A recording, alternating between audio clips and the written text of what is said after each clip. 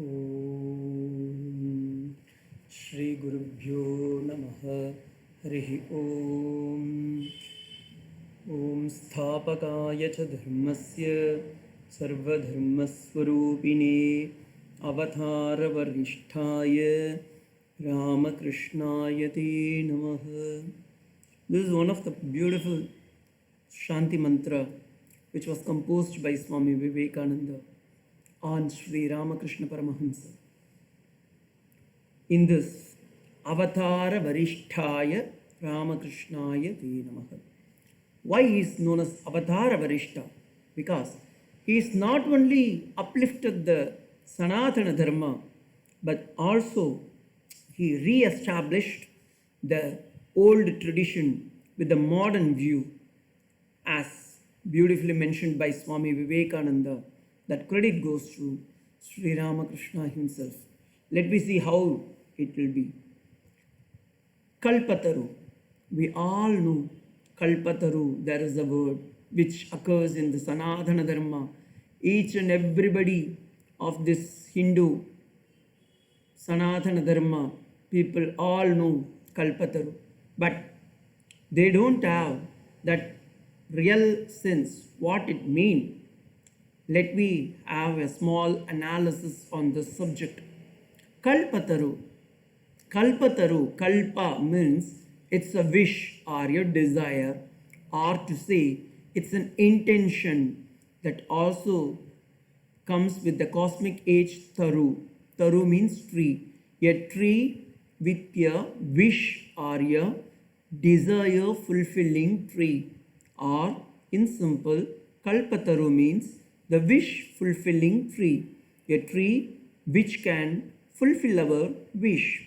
In essence, Kalpataru is a divine or a celestial tree that grants all our righteous wishes. It symbolizes the divine grace and the fulfillment, especially in the spiritual level. But whereas in the mythological history, according to the Hindu scriptures, especially the Purana and in the Mahabharatam, that is to say in the Itihasa, Kalpataru word was lucidly used and it was misinterpreted often. Kalpataru emerged during the Samudra. Kalpataru, it's a tree which came from Samudramatana on during the cosmic ocean. It became one of the divine treasurer in the, or to say as a ratna in the heaven, Swarga, called Indra's abode. Under the Kalpataru, sage and god and goddesses, those who contemplate on the supreme reality, all got many wish fulfilling things, especially in connection with their liberation, or to say the Atma Jnana. Often people get misinterpreted or misunderstanding with Kalpataru, Kamadenu and Chintamani. Kalpataru is a wish fulfilled tree and Kamadenu is wish fulfilling cow and Chintamani is a jewel which is also meant for fulfilling. Of course, there is an inner connectivity in these things. The Kalpataru, Kamadenu and the Chintamani, all the three came from the Samudramatana. Now, let me see what the Purana says about the Kalpataru. Kalpataru is a tree which fulfill our divine things. According to Bhagavata Purana, Kalpataru is mentioned as a celestial tree which is in the heaven. It is also associated with Indra's court, and it is really there it is mentioned for fulfilling all the desires. Whereas, according to Vishnu Purana, it is mentioned as one of the divine treasure which came from Samudramatana, as I mentioned in the earlier things, and it is even now in the Swarga. According to Padma Purana, Kalpataru is referred as an heavenly fulfilling tree only for going to heaven, or in the metaphysics, It is the Vishnu, Lord Vishnu's abode. One who follow the righteousness and speak the truth and follow the virtue will always be under this tree. It is mentioned. According to Mahabharata, the Adi Parva and the Sabha Parva, though it is not a Purana, in the Mahabharatam it comes in Itihasa. There, this Nandana Vana of the Indra's garden, Kalpataru is mentioned, where when Arjuna was going to Indra's world to get Astra and Shastras, he saw this spiritual tree which is very useful for liberation. And according to Skanda Puranam, Kalpataru is mentioned as the celestial realm, which is symbologically explained that the karma and the divine were rewarded. Please note it.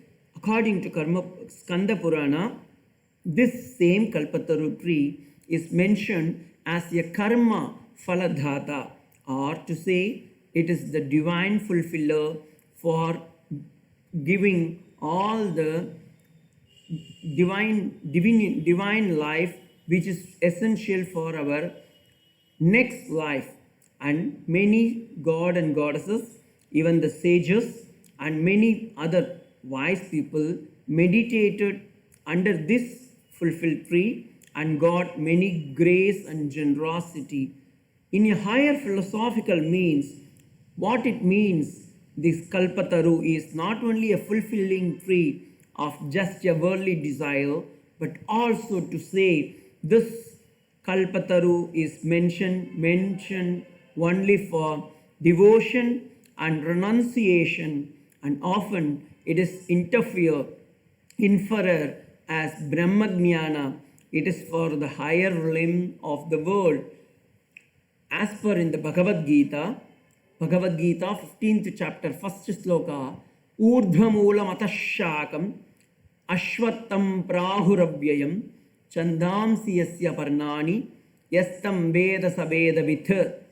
Here, this same Ashwatha tree as symbologically taken as Kalpataru, and often it was misinterpreted that the tree was in a ulta, means up and downs, or the root were above and the branches were below. Of course, it is mentioned in the Upanishad, Urdhvamulam, which means the roots were above and the shaka, atha means below. Shakas were below, like that it is mentioned. But in the real sense, the wise described imperishable Ashwatha tree as having its root above and the branches below. It leaves all the Vedic rims. Truly, to understand, it is one of the symbological thing which is mentioned by Lord Vishnu. Now there will be a question, from where God Vishnu has taken this? There is a pramanam. Kathopanishad in the second adhyaya, third valli, and the first sloka, same things which is mentioned in the Vedas. Urdhvamulam avakshaka yesho ashvatta sanatanaha tadeva shukram tad brahma tadevamrita muchyate. In my Kathopanishad class, I have explained this in depth in the reference of Shankara Bhashyam also. Here, we will see in the general meaning. This Upanishad is one of the prominent and main Upanishad in the Dashopanishad, where beautifully it comes in the middle of the portion. Urdhvamulam. Urdhvam means above, Moolam means the root. The roots were above. Avak shakaha. Avak means downwards, and shaka means the branches. The branches were upward or the downward, means roots were above and the branches were below.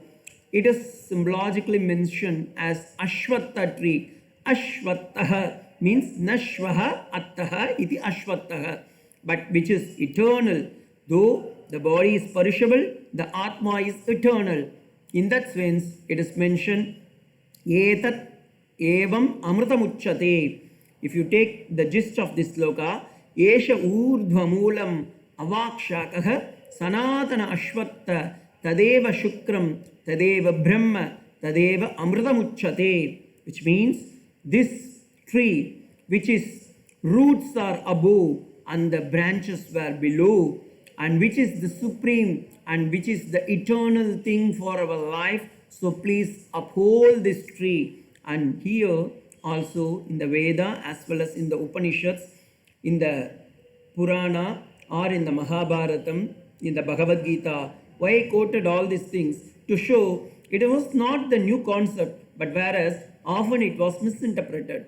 So, in the Ramakrishna order, once again Sri Ramakrishna Paramahamsa want to establish this Ashwatha tree in a Sanatana Dharma. So, he has chosen that January 1st, 1886, when Sri Ramakrishna Paramahamsa was undergoing for treatment at Kashipur, where there was a beautiful garden. On that day, many spiritual aspirants, they were gathered on the Kashipur garden at Kolkata. Sri Ramakrishna, around 3 to 3:30 p.m. in the second half of the day, he just came out of the room and he stood in front of one mango tree, where Girish Chandra Ghosh asked Swami, what to talk of you? Then Sri Ramakrishna told, hey Girish, what are you? You are spreading some misinterpretation of me. What you are explaining about me to others? Then immediately Girish Chandra Ghosh, one of his disciples, folded his hand and just bowed down in front of Sri Ramakrishna Paramahamsa and told what Valmiki not able to describe in the Ramayanam, what Vyasa not able to describe in the Mahabharata. How can I explain about you, O my Thakur?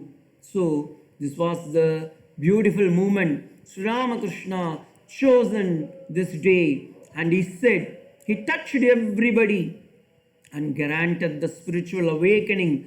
Many received bhakti, jnana, vairagya and inner transformation. Many people often they got the spiritual glimpse and they were entered into samadhi. They were means undergoing for an ecstasy, and they were not able to explain these things.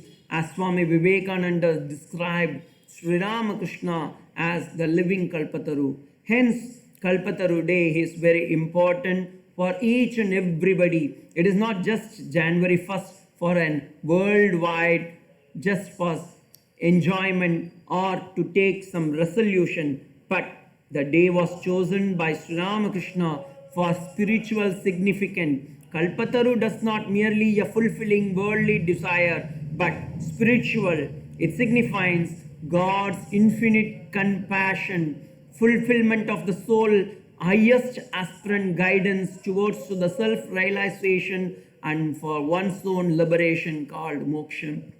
And that is how Sri Ramakrishna beautifully mentioned this concept in a symbological way as Kalpataru. As later Swami Vivekananda explained, Atmano mokshartam jagat ithayacha, for one's own salvation and for the benefit of the world.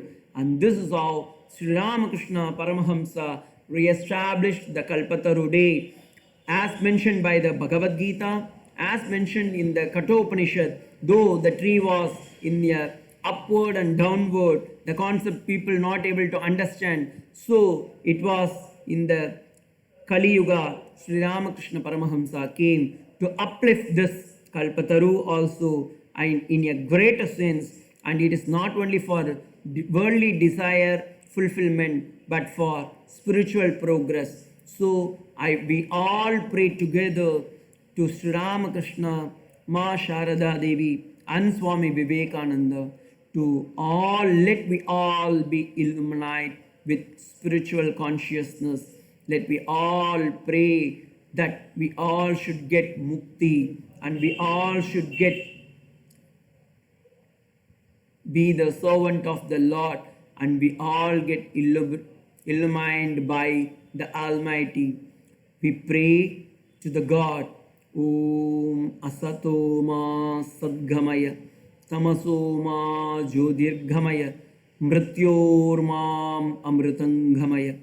ॐ शान्ति शान्ति शान्तिः। हरिः ॐ तत्सत्। श्रीरामकृष्णार्पणमस्तु।